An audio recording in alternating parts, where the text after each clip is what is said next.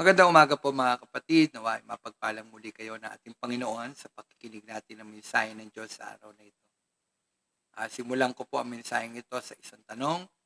Kapag tayo ba ay nagkakasala sa ating Panginoon, tayo ay nakakaramdam ng pagkabagabag o yung salitang para maunawaan natin ang lahat, maunawaan natin lahat ng lubos ay yung salitang ah, nakukonsensya. Nakukonsensya. Tayo po ba ay nakakaramdam ng pagkakonsensya kapag tayo nakagawa ng hindi tama sa harapan ng Panginoon? Ito ba'y magandang sinyales o isang magandang pakiramdam ng isang tao kapag tayo ay nakagawa ng kasalanan sa ating Panginoon? Yung tayo ay nakukonsensya o mas gusto natin yung hindi tayo nakukonsensya? Tingnan po natin. Tingnan po natin. Ano ba dapat? Nakukonsensya o hindi dapat nakukonsensya? Hindi na nakukonsensya, hindi na nababagabag. Tignan natin. Sa awit 32, no? Sabi dito po, sulat ni David. Awit 32, 3 hanggang 5. Sabi diyan, nung hindi ko pa naihahayag yaring kasalanan, sa buong maghapon ako'y nananangis sa matinding lumbay. Sa araw at gabi, bigat ng kamay mo ang nararamdaman. Yan ang sabi. Ano po? Ano pa't wala nang nalalabi akong lakas sa katawan. Amog ang kaparis sa daigdig na natuyo sa sikat ng araw. Ako ay lumalapit sa iyong harapan at salay inaming. Ang aking ginawang mga pagsalansang, di ko inilihim. Pinagsisihang kong lahat ng itong sa iyo'y idaing at aking natamo iyong pagpapatawad sa sala kong angkin. Yun po ang sabi ng sulat na ito, itong awit ng David na ito. Ito pong binasa po natin ay pagsasalarawan patungkol sa nararamdaman nating pagkapagabag, guilty, o pag nararamdaman nating nakukonsensya, no? Nakukonsensya. Ito po ay pagsasalarawan patungkol po dun sa pakiramdam na yon. Si David, yun po yung kanyang naramdaman.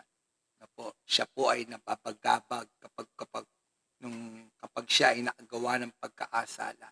Kaya ang sabi niya doon, sa araw at gabi, bigat ng kamay mo ang nararamdaman. Ano pa't wala nang nalalabi. Sabi, ano pa't wala nang nalalabi akong lakas sa katawan. Hamog ang kaparis na dagling na tuyo sa sikat ng araw nang hindi pa daw niya naihahayag yung kanyang pagkakasala sa ating Panginoon. Ang naramdaman niya, siya ay hindi masaya. Wala yung kagalakang ibinigay ng banal na espiritu nang siya ay magkasala. Kaya't ang pakiramdam ni David, siya ay isang taong miserable, no? Miserable. Nang maramdaman niya yung pagka-guilty, yung pagkabagabag, bakit ko ba nagawa ang pagkakasalang ito? Dito ipinakikita sa sulat na ito sa awit na ito yung naramdaman ni David na siya ay isang taong miserable, unhappy, unhappy siya sa buong maghapon. Sabi, unhappy. Wala siyang kagalakan sa buong maghapon. Tayo po, nakakaugnay ba tayo sa nagkasalang si Haring David? Ito pong binasa po natin. Tayo po ba, nakakaugnay po ba tayo dito? Nakakaramdam po ba tayo ng unhappy all day long? Unhappy all day long. Maghapon hindi tayo masaya, hindi tayo nagagala kasi meron tayong pagkakasalang nagawa. Alam niyo, lagi ko sinasabi ang pagkakasala nagdudulot sa atin ng kalungkutan. No, yan po yung katotohanan. Kapag tayo ay nasa kasalanan o kaya ay nakagawa ng pagkakasala sa ating Panginoon, tayo po ay naihahantong nito o nadadala nito sa kalungkutan. Ngayon, ang tanong ko po nga po kanina, tama ba na maramdaman natin yung pagkabagabag o yung salitang guilty, no? O sa Tagalog yung parang nakukonsensya, no? O madaling maintindihan yung salitang pagkakonsensya. Bakit tayo nakakaramdam na tayo ay nakukonsensya? Ano po? Kasi nga tayo ay nagkasala. Yun. Alam nyo, napakagandang pakiramdam yung bagay na yun. Yung nakukonsensya tayo kasi nagkasala tayo. Matakot po tayo kapag tayo ay hindi na nakukonsensya.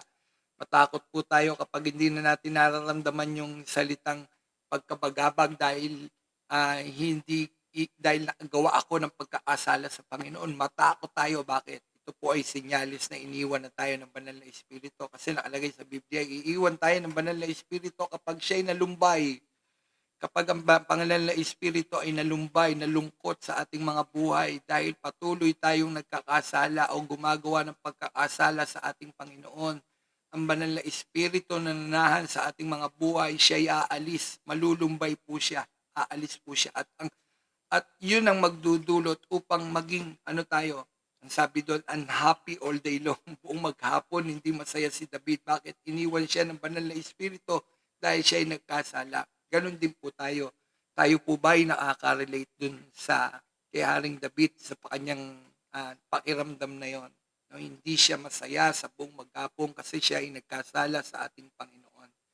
Alam niyo po mga kapatid, ito po ay napakagandang pakiramdam ng isang taong nagkasala, yung nakukonsensya. Sabi ko nga kanina, matakot tayo kapag hindi na tayo nakukonsensya. Yung parang wala na lamang, ginagawa na lang nating natural. Dati kapag ginawa natin yung pagkakasala na para tayong lungkot na lungkot, umiiyak tayo, parang may nawala sa akin. Matakot tayo kapag ginagawa natin yung pagkakasala at ang pakiramdam natin, natural na lamang ito. Matakot tayo. At bakit? Kasi nga baka mamaya iniwan na tayo ng banal na Espiritu. Mga kapatid, ipanalangin natin sa banal na Espiritu kung tayo ay nakakaramdam ng ganitong mga bagay na Panginoon, tila iniwan mo na ako no? Tila iniwan na ako ng banal na Espiritu dahil nalumbay siya sa aking patuloy na pagkakasala. Manalangin tayo sa Panginoon, magbalik loob tayo sa Panginoon, lumapit tayo sa Kanya ng mayroong kababaang loob at ipanalangin natin sa Panginoon na, Panginoon, ibalik mo sa akin yung kagalakang na walang ito. No, dahil sa aking pagkakasala. Sabi ko nga po, tayo ba ay nakaka-relate dito? Masarap ba ang pakiramdam na tayo ay nagigilty? No? Alam niyo po, nakakaramdam tayo na tayo ay may sala, no? Dahil nga tayo ay nagkasala. Masarap yun, yung naramdaman natin na nagigilty tayo. Dahil kapag hindi, sabi ko nga po, matakot tayo. Pag nararamdaman natin na tayo ay nakukonsensya o nagigilty, magpasalamat ka sa Panginoon. Bakit? Pinakita sa iyo na ikaw ay nagkasala, ako ay nagkasala. Naramdaman ito ni David nang siya ay mahulog sa kasalanan. Alam niyo po mga kapatid, yan po yung katotohanan. Bakit naramdaman niya ni David? Lagi masaya si David sa piling ng Panginoon. Gusto nga niya lagi sa templo ng Panginoon. Diba? Sinulat niya yan. Mas gusto ko pa na sa templo mo'y dumagi kaysa pumunta sa ibang lugar. Sabi, hinalintulad niya ang pagpunta niya sa templo, yung kagalakang nararamdaman niya. 1,000 taon daw ang kaparis, no? 1,000 taon ang kaparis na sa ibang dakoy naroon. Yun, hinalintulad niya ang templo. Pero dumating yung pagkakataon na siya ay unhappy, hindi siya masaya, hindi siya wala siyang kagalakan dahil siya ay nagkasala. Yun, nahulog si David sa pagkakasala. Kaya naramdaman niya ang bagay na ito. Ano sabi niya uli? Ang sabi, sa araw at sa gabi, bigat ng kamay mo ang nararamdaman. Ano pat wala nang nalabi akong lakas sa katawan. Hamog ang kaparis na dagling na tuyo sa sikat ng araw.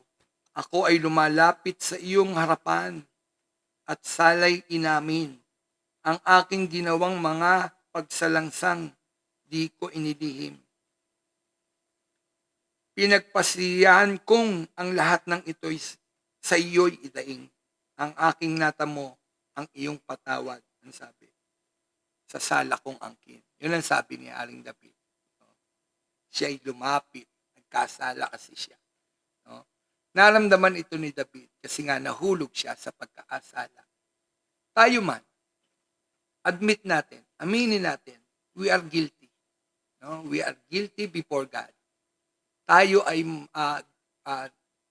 are guilty before God.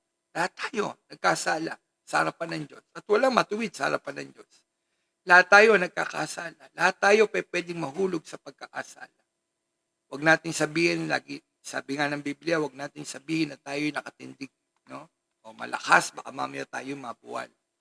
Ibig sabihin nun, anytime, any moment, pwede tayo magkasala. Kung hindi tayo magiging maingat at hindi tayo magiging mapagbantay at hindi tayo papailalim sa kamay ng isang Diyos na nag-iingat sa atin. Anytime, no? Anytime. Anumang oras, pwede po tayong mahulog sa pagkakasala. Si David, yung po ang naganap. No? Naganap sa kanya ang pagkakasala. Nahulog siya sa pagkakasala. Sa isang saglit lang. Sa isang saglit. Alam niyo, kadalasan nahuhulog ang tao sa pagkakasala kapag siya ay, nagpapahinga. Nagpapahinga.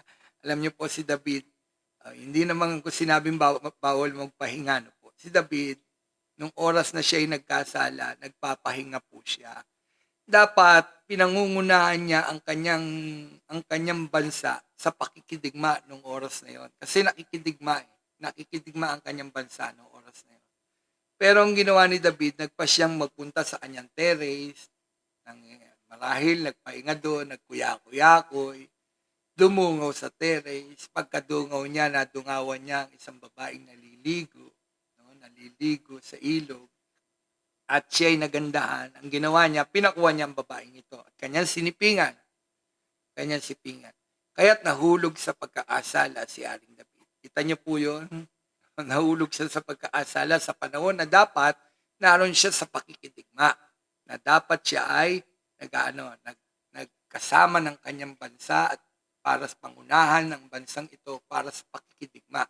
Alam niyo po tayo, madalas rin po tayo, admit natin, madalas tayong magkasala dun sa panahon na dapat naroon tayo dun sa lugar ng pananambahan, sa lugar na kung saan dapat tayo ay nag-worship kay Lord, tapos wala tayo dun sa lugar na yon.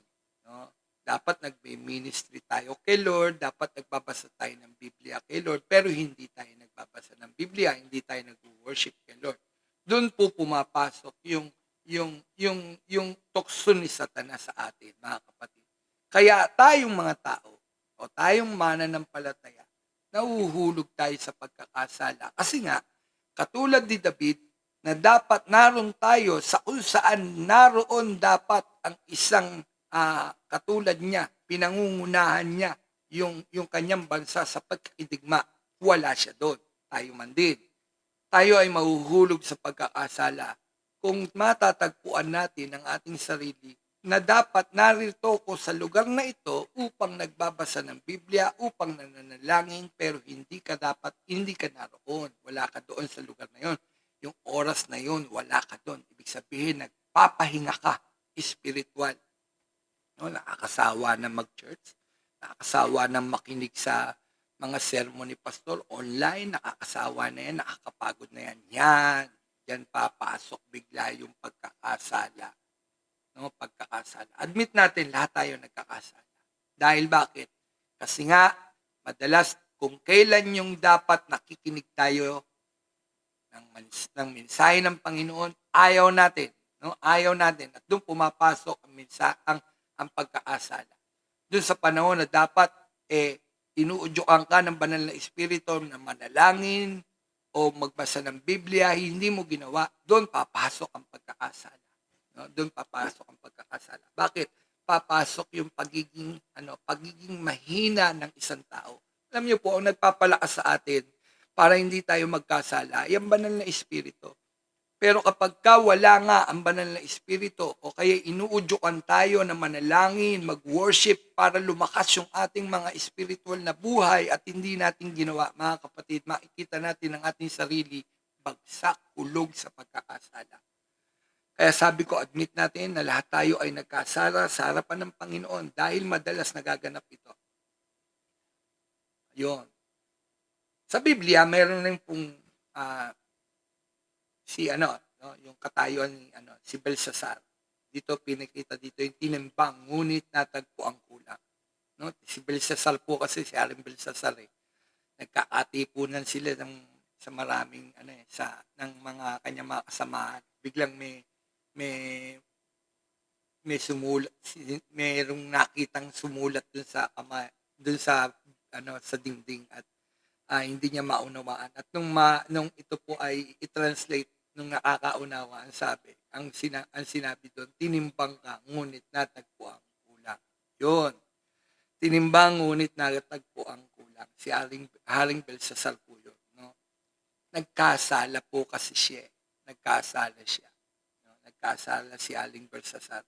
Kaya ang ginawa po, ang yung sulat doon sa kamay na yun, sulat doon sa dingding na yun, nakita niya yun, sulat sa dingding, isang kamay ang sumulat sa dingding, at hindi niya maunawaan, nang ito'y i-translate, and sabi doon, na ito po ang kahulugan po niya, ang sabi, tinimbang ka ngunit natagpo ang kulang. Mga kapatid, tayo po, nawawag dumating sa pagkakataon na matulad tayo sa ganito na tinimbang ka ngunit natagpo ang kulang. Ikaw, Pastor Romel, wag nawang matagpuan sa iyo na tinimbang ka ngunit natagpo ang kulang. Ano ibig sabihin? Mas panig yung paggawa ng kasalanan. Mas maraming ginagawa mong kasalanan. No? Mas maraming nagagawa mong kamalian sa Panginoon kaysa sa pagsunod sa Panginoon. Kaya ang sabi, tinimbang ka, ngunit natagpo ang kulang. Madalas ganun. No? Tinimbang tayo ng Diyos, natagpo ang kulang. Mali yung ating buhay. Mali yung buhay na pinili natin na dapat nandun tayo sa Diyos pero wala tayo sa Diyos. Kapatid, hindi ko naman sinabing dahil hindi yung paggawa ng mabuti ang makapagliligtas sa atin. No? Pastor Romel, mali yan. Kasi sinabing naligtas tayo dahil sa hindi kayo naligtas dahil sa inyong mabubuting mga gawa, kundi naligtas tayo by grace. Yes, totoo po yun, naligtas tayo by grace. Pero kasunod nung ating kaligtasan ay yung paggawa natin ng paggawa ng mabubuting bagay sa harapan ng Panginoon. Kasi yun yung bunga. Papasok na kasi yung fruit of the Holy Spirit. Love, joy, peace, gentleness, kindness. Papasok po yun So pagpasok po nun, yun yung paggawa ng mabuti. Kasi kaya kasama sa kaligtasan ng tao yung paggawa ng mabuti. No? Paggawa ng mabuti. Kaya kasama sa kaligtasan po natin yun. Yung gumawa ng tama, gumawa tayo sa kalooban ng Panginoon. Kaya kung tayo ay tumanggap kay Kristo, ngunit patuloy at patuloy sa pagkakasala, sa paggawa ng pagkakasala, imbis na gawin yung mga bagay na kalooban at mabubuti sa harapan ng Panginoon, ang sasabihin marahil rin sa atin, tinimbang ka, ngunit natagpo ang kulang. No? Huwag naman sana tumanting sa gano'n, no? Parang tinimbang tayo ng Diyos, ngunit natagpuan tayong kulang. Mga kapatid, sabi ko nga, yung guilty feeling, ito po ay isang positibong nararamdaman ng isang tao. Masarap ba yun? Opo. Ito po ay may positibo itong epekto sa buhay ng bawat isa sa atin. Yung tayo nababagabag. Masarap ba nababagabag? Oo, masarap nababagabag kapag tayo ay nagkasala. Matuwa tayo kapag tayo binabagabag ng ating konsensya kapag tayo ay nagkakamali sa harapan ng Panginoon. Bakit? Doon nagpapakita na mahal tayo ng Panginoon, ayaw ng Panginoon na tayo ay mahulog sa pagkakasala, ayaw ng Panginoon na tayo magtuloy-tuloy sa pagkakasala. Kaya dapat kung tayo ay nararamdaman natin na parang okay na lang itong ginagawa kong ito, malungkot ka kapatid kapag hindi na natin nararamdaman yung salitang guilty. Hindi na natin nararamdaman yung nakukonsensya. Malungkot ka. Bakit? Malungkot yun. Sabi ko nga, malungkot ka, malungkot ako pag hindi ko na nararamdaman ang mga bagay na ito. Bakit? Baka mamaya iniwan na ako ng banal na espiritu, mga kapatid. Dahil nalumbay siya sa aking mga ginagawang pagkakasala. Kaya, isang positibong nararamdaman, yung salitang guilty. No? Kasi bakit? Kasi ito'y nagbibigay sa atin ng parang warning sign na kapag ang tao, pag may cancer, may warning sign yan na nararamdaman. Napanood ko nga kay Doc Willie Ong, may nararamdaman. Ang sabi, na biglang nangangayat, hindi naman hindi naman nagre-reduce, nababawasan ng 10 pounds, no? Sabi doon, ibang sinyalis yan, sabi niya, no? Tapos mayroong mga nagaganap daw na yung tinalakay niya po kasi doon yung colon cancer. Kapag dumumi ka, hindi manipis na, parang stick, lab, ayan. Tapos pabago-bago ng pagdumi, sabi niya, pabago-bago ng pagdumi, nag-LBA, minsan naman hindi na dudumi, yan, sabi niya, yan ang mga sinyalis. Ang kasalanan, no, ganun din po, ang guilty, yung pagkabagapag. Ito po ay parang sintomas. Kapag nalulungkot ka na, kapag nararamdaman mo na napapagkapag ka, hindi ka mapagkatulog, tulad ni Haring David, hindi na pagkakatulog. Bakit? Kasi meron siya, alam niya, meron siyang ginawang hindi tama sa Panginoon. Yan po ay isang positibong warning, no? Na nagsasabi sa iyo na, teka, pahantungan nito ay kamatayang spiritual mo, no? Kaya't magbalik loob ka, manalangin ka sa harapan ng Panginoon, no?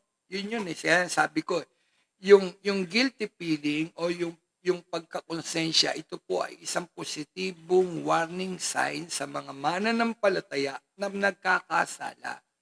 Kapag nararamdaman natin to, maggala ka, magsaya ka. Bakit? Ibig sabihin nun, hindi pa umaalis ang banal na espiritu sa iyong buhay.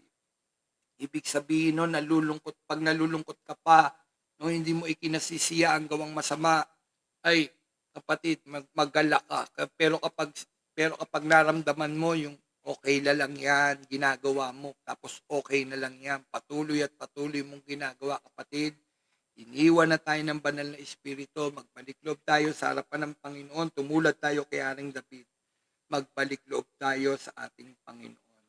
Mamaya talakayin natin paano tayo magbalik loob sa ating Panginoon. Ano pa ang warning sign?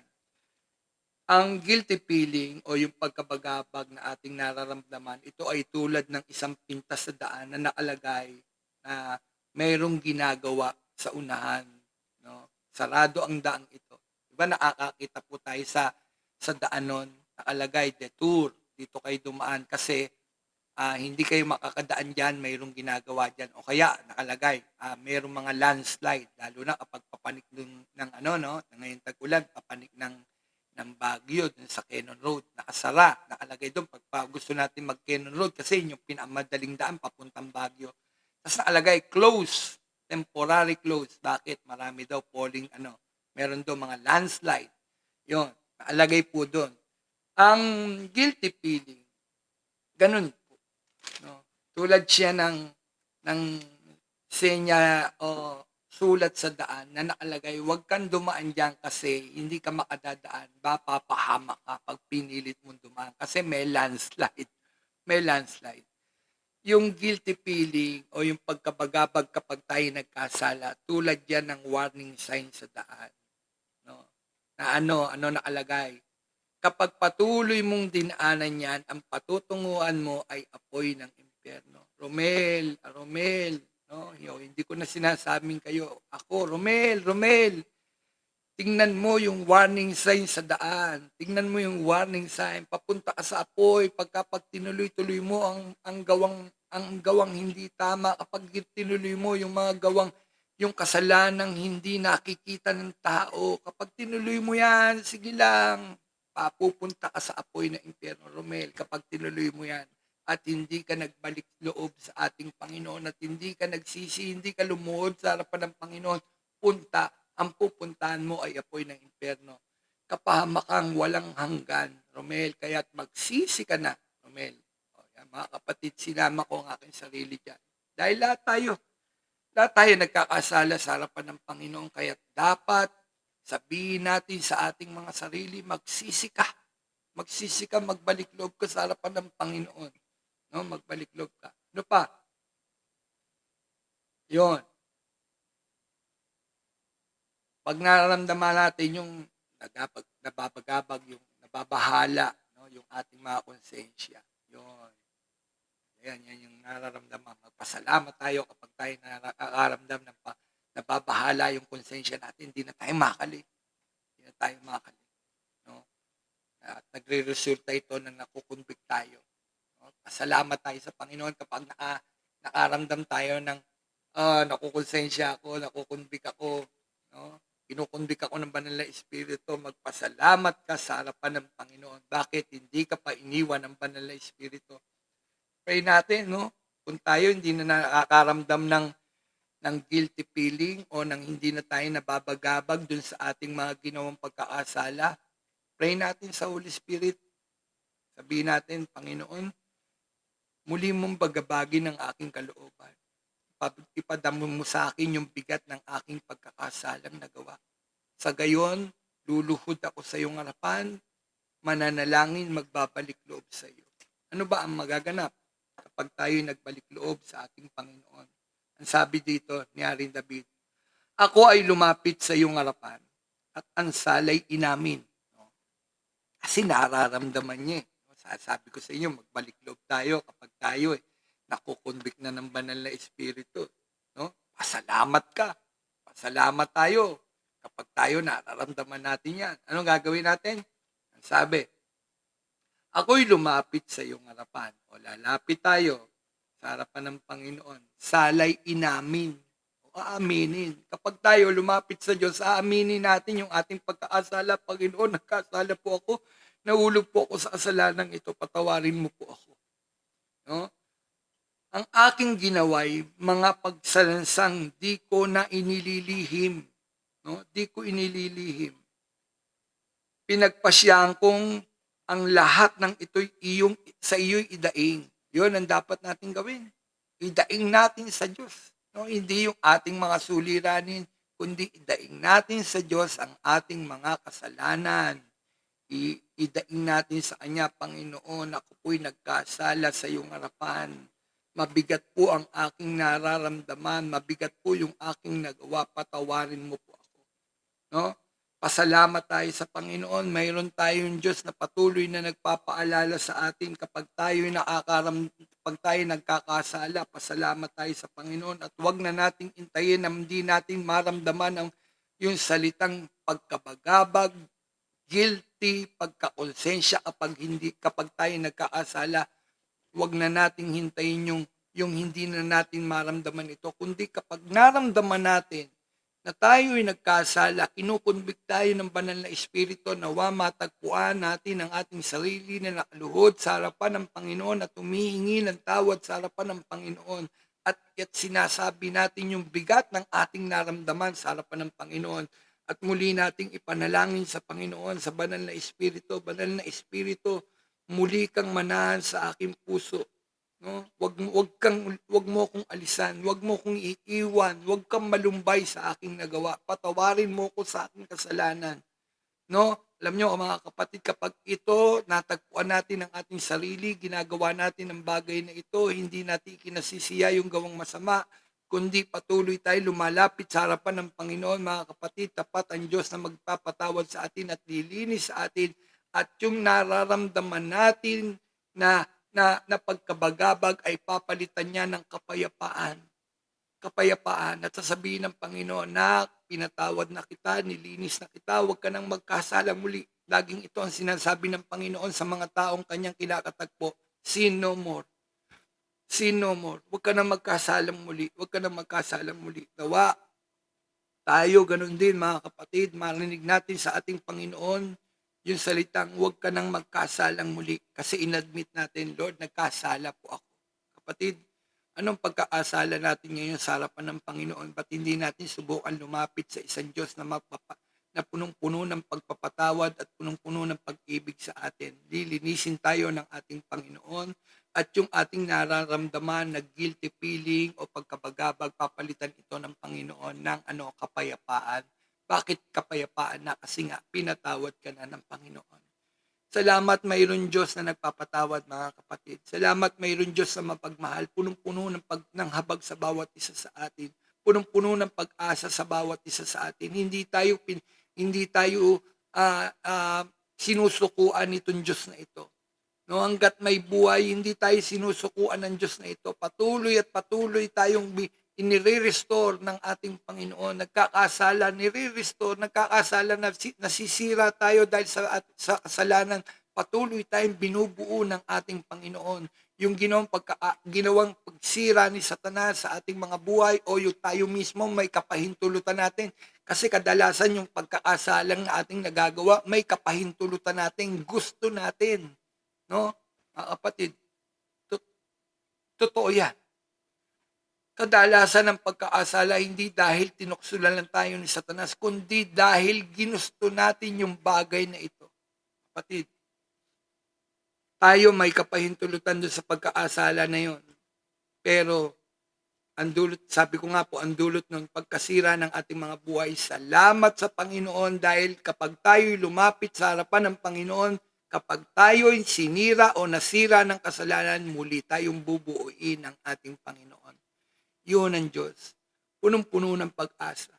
Punong-puno ng pag-ibig sa mga taong patuloy na nagkakasala. Hindi ibig ng Diyos na ang tao ay mapunta sa kapamakan, kaya't patuloy at patuloy na naglalagay ang Panginoon ng mga sinyalis sa ating mga buhay, yung ating nararamdaman na nakukonsensya tayo. Salamat, nakukonsensya tayo sa pagkakasala.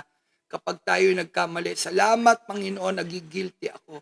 Magpasalamat tayo sa Panginoon kapag nararamdaman natin yon. Kapag tayo hindi na natin naramdaman yon, matakot po tayo, baka mamaya iniwan na tayo ng banal na Espiritu dahil nalumbay siya sa ating mga ginagawang patuloy na pagkaasala sa harapan ng Panginoon. Kapag ganon, may pag-asa pa. Lapit, desisyon agad sa harapan ng Panginoon. Lapit at nariyan ng Panginoon na patuloy na nag-iintay sa pagbabalik ng kanyang mga anak. At nag-iintay ang Diyos para linisin ang ating mga karumihan, para linisin ang lahat ng ating mga pagkakasala. Mga kapatid, nawa, linisin tayo ng ating Panginoon. Totoo naman yun eh. Lapit lang. Lapit lang po tayo sa harapan ng Panginoon. Gayahin natin si Haring David. Nang siya'y magkasala, ang sabi, siya'y lumapit sa harapan ng Panginoon. Ako'y lumapit sa iyong harapan. Salay inamin. Ang sabi ni Haring David. Ang aking ginawang mga pagsalansang, hindi ko inilihim. O wag na natin ilihim. Sabihin natin sa Diyos. Wag natin sabihin sa tao. Nagkakasala rin ng tao eh. Sabihin natin sa Lord. Sabihin mo kay Lord, Lord, nagkasala ako sa iyo. Ito po yung kasalanan ko, patawarin mo po ako. Kapatid, patatawarin ka ng Panginoon. Ganun kabuti ang Diyos. Ganun kanya minamahal. Ganun ako minamahal ng Diyos. Paglapit natin agad sa Panginoon, agad-agad nandun igagawad ng Panginoon ang kapatawaran dahil iniibig tayo ng Panginoon. Kapatid, nawa, sa oras na ito, kung tayo may pagkakasala, hingi tayo ng tawad sa Panginoon.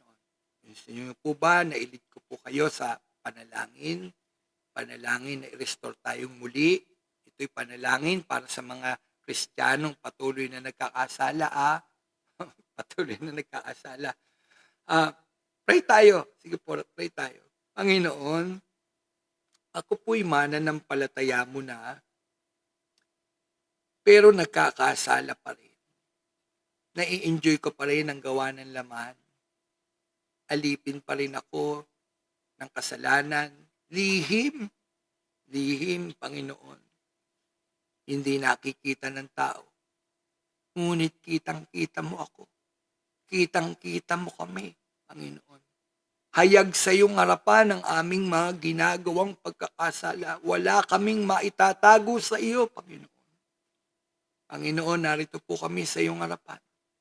Humihingi ng kapatawaran, Panginoon, para sa mga kasalanang aming ginawa na may kapahintulutan namin, Panginoon.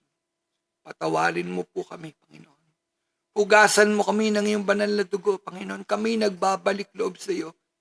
Inaamin namin sa iyong harapan ng aming mga pagkakasala, Panginoong Hesus. Patawarin mo po kami, O Diyos. Hugasan mo kami, Panginoon. Tulad ni Haring David, matagpuan po nawa namin ang aming sarili na muli babalik yung kagalakan, Panginoon. Kagalakan. Gaya ng kanyang panalangin na sinabi niya, bring back to me the joy of my salvation. Panginoon, ibalik mo ang kagalakan ng aming kaligtasan sa oras na ito, Panginoon. At nawa hindi mo kami makitaan, Panginoon, o matagpuan na kami tinimbang ngunit kulang. Kundi makita mo kami, Panginoon, na kami sapat sa iyong harapan. Dahil ang kasapatang ito, Panginoon, ay ikaw. Kung kami ang titignan, talagang kulang kami, Panginoon.